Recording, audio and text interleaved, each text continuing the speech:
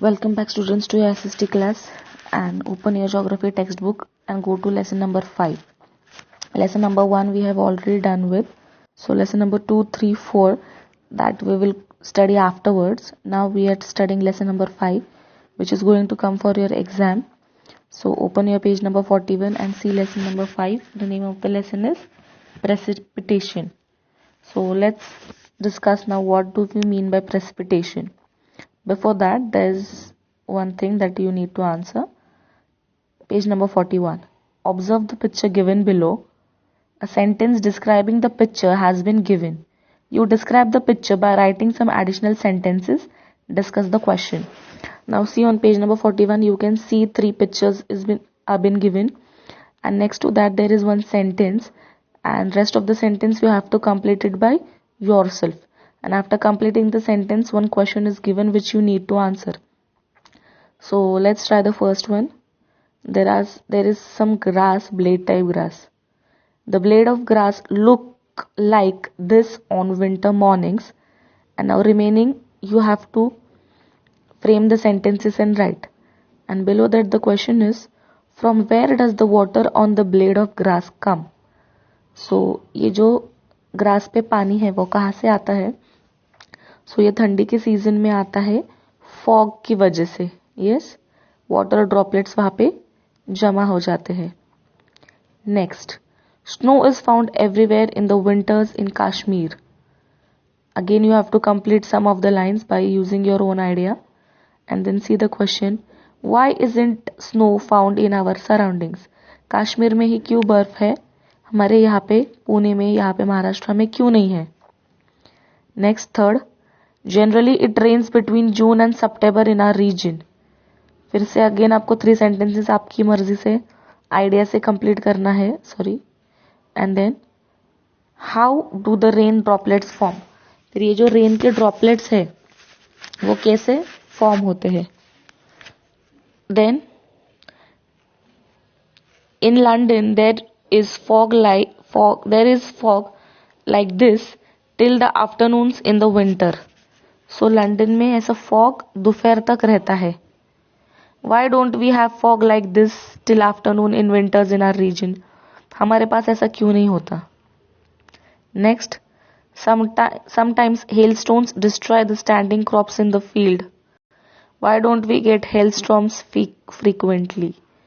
So एक picture है, उसके लिए एक स्टार्टिंग लाइन दी है, उसके नीचे 3-4 लाइन आपको लिखने हैं और फिर एक क्वेश्चन है, उसका आंसर देना है.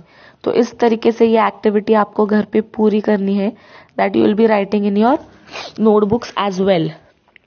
नाउ सी, ये एक्टिविटी देने का रीजन क्या है, that we will see. Geographical explanation.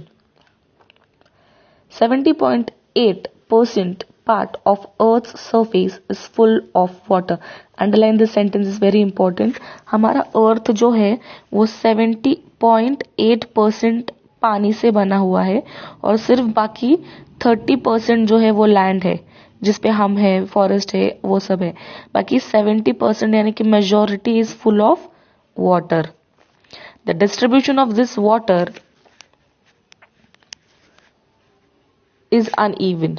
तो ये जो पानी है वो पूरा एक ही तरफ नहीं है, अलग अलग तरीके के रूप में है, एक ही जगह जमा हुआ नहीं है. इट इज डिस्ट्रीब्यूटेड, फैला हुआ है और अलग अलग फॉर्म में है. At some places the water storage is limited while it is ample at other places. कुछ जगह पे पानी बहुत कम है तो कुछ जगह पे बहुत ज्यादा. We experience the different form of condensation as shown in this picture above and in figure 5.1. So ये जो है पानी के अलग अलग फॉर्म्स देखो, कहीं पे स्नो के फॉर्म में है, इसको कंडेंसेशन बोलते हैं. तो डिफरेंट फॉर्म में हमको देखने को मिलता है. These form of condensation occur due to the water vapor in the atmosphere. So atmosphere में एक वाटर वेपर होता है जिसके वजह से ये कंडेंसेशन होता है. As the atmospheric condition change we see change in the form of condensation. So condensation कहाँ पे है, एटमॉस्फेयर में. तो एटमॉस्फेयर में चेंज आ गया तो कंडेंसेशन भी चेंज होता है। On winter mornings we find dew. ठंडी के सीजन में अगर हमको देखा तो तब तरफ हमको गाड़ी पे, कहीं पे ठंडी पे, लीफलेट्स पे ड्यू मिलता है। ड्यू मतलब पानी जमा हुआ होता है। In areas located at higher altitudes snowfall occurs. Higher altitude मतलब ऊंचाई पे जो है, जमीन से लेकर ऊंचाई पे जो एरियाज है वहां पे स्नोफॉल होता है। इसलिए जो नीचे है, लोअर एल्टीट्यूड पे है, वहां पे नहीं होता। हायर ऑल्टीट्यूड्स पे मोस्टली स्नोफॉल होता है।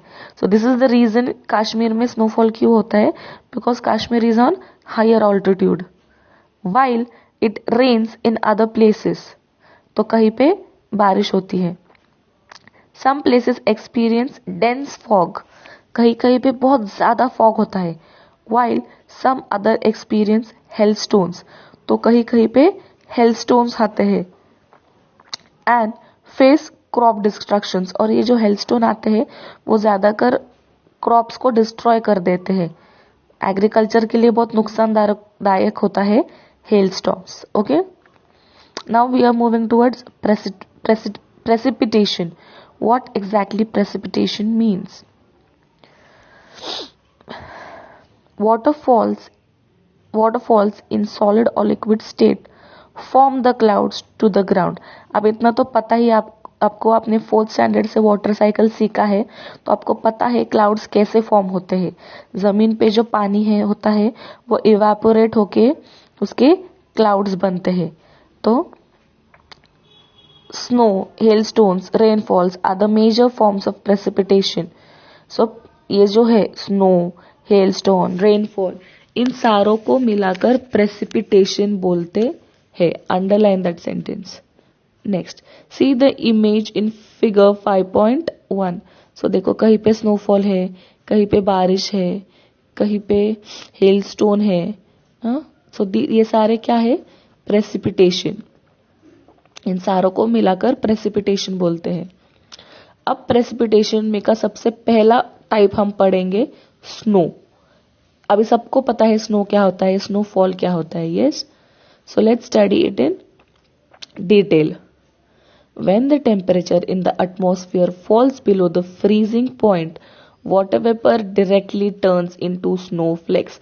सबको पता है जब 0 degree Celsius is the freezing point, वहां से चीजें फ्रीज होना यानी कि आइस बनना शुरू हो जाती है। 0 से नीचे यानी कि -1, -2, -3 पे चीजें पूरी तरीके से फ्रीज हो चुकी होती है। सो नेचुरली जब टेम्परेचर 0 यानी कि फ्रीजिंग पॉइंट के नीचे जाता है तो ये जो वाटर वेपर होता है वो क्या होता है, फ्रीज होने लगता है।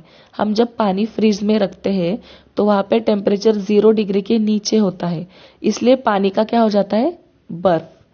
सेम वे हमारे एटमॉस्फेयर में भी है। हमारे एटमॉस्फेयर में वाटर वेपर है। यस, हमने देखा कंडेंसेशन। तो जब टेम्परेचर गिरता है तो वो जो एटमॉस्फेयर में वाटर वेपर होता है वो फ्रीज होने लगता है और उसका आइस नहीं बोल सकते, उसको स्नो बोलते हैं। वो water vapour started turning into snow और फिर स्नोफॉल होता है। समझा क्यों स्नोफॉल होता है? अगेन देखो, when the temperature in the atmosphere falls below the freezing point means 0 degree Celsius, water vapor directly turns into snowflakes. This is called sublimation. और इस प्रोसेस को क्या बोलते हैं, sublimation. Underline this, important. It may come for the question, what do you mean by sublimation? ऐसा question आ सकता है तो उसका यह आंसर है। वो पूरे 4 सेंटेंस when से लेकर sublimation तक अंडरलाइन करो। तो यहां तक समझा है सब्लिमेशन तक। प्रेसिपिटेशन क्या है, तो हेलस्टॉर्म, स्नो, रेनफॉल, इन सबको प्रेसिपिटेशन बोलते हैं। एटमॉस्फेयर में कंडेंसेशन होता है और एटमॉस्फेयर में चेंज आने की वजह से कंडेंसेशन में भी चेंज आते हैं। ओके, सो प्रेसिपिटेशन का पहला फॉर्म हमने देखा स्नो। स्नो कैसे बनता है और उसको सब्लिमेशन क्यों बोलते हैं। अब आगे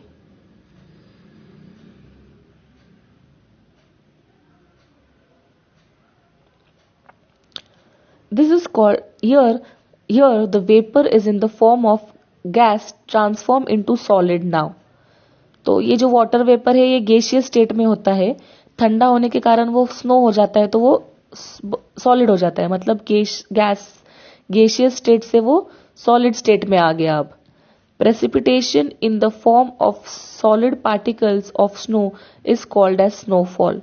तो अभी मैंने बोला कि वो पानी जो एटमॉस्फेयर में होता है वो ठंडी के कारण फ्रीज होकर स्नो बनता है। In high latitudinal and temperate region, snowfall occurs at the main sea level, while in tropical areas, snowfall occurs at places located higher than the snowline altitude. So, high latitudinal area जो है वहाँ पे और temperate region में snowfall सी level के ऊपर होता है, और ट्रॉपिकल रीजन जो है ट्रॉपिक के पास के, जहाँ पे ट्रॉपिक ऑफ कैप्रिकॉर्न और ट्रॉपिक ऑफ कैंसर जो हमने पढ़ा था, वहां उस एरियाज में स्नोफॉल स्नो लाइन के ऊपर होता है। As snow is in the solid form it does not flow like water. तो स्नो सॉलिड फॉर्म में है इसलिए वो बहता नहीं है, जैसे पानी अगर रेन हो तो जैसे वो फ्लो होता है वैसे स्नो नहीं होता, because snow is in solid state and water is in liquid state.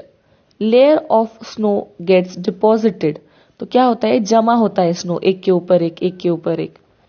When the snow accumulates on a large scale, then the transport and communication system of that area collapse. और क्या होता है, ये solid form में होता है snow, इसलिए वो जमा होते जाता है, और वो जमा होने लगा तो उस एरिया का ट्रांसपोर्टेशन होना मुश्किल हो जाता है, क्योंकि जहाँ पे स्नोफॉल हुआ है बहुत ज्यादा वहां पे स्नो जमा हो चुकी होती है, तो गाड़ी एक जगह से दूसरी जगह पे नहीं जा सकती, और फिर उसकी वजह से कम्युनिकेशन भी कोलैप्स हो जाता है, टूट जाता है। ये ज्यादातर फॉरेन में होता है जहाँ पे बहुत ज्यादा स्नोफॉल होती है, उस एरियाज में ये होता है।